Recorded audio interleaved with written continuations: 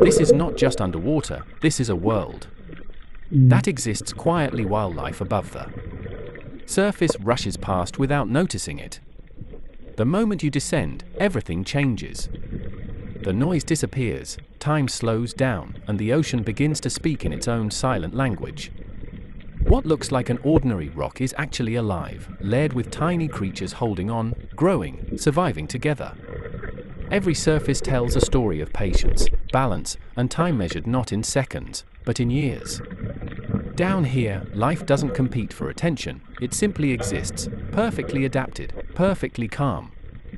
As I move closer, I'm careful, because one careless touch can disturb a home built slowly by nature. The ocean doesn't need us, yet it allows us to enter, if we respect its rules. Floating here, weightless, you realize how small you are, and how massive this world truly is.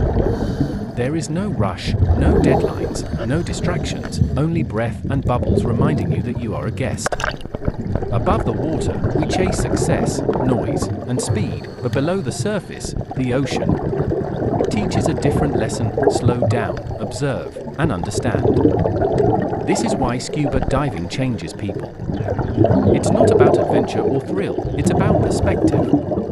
You don't come here to conquer the sea, you come here to listen, to feel, and to leave without a trace. And when you finally return to the surface, you carry something back with you, a quiet respect for a world that thrives without asking for attention, waiting patiently for those willing to truly see it.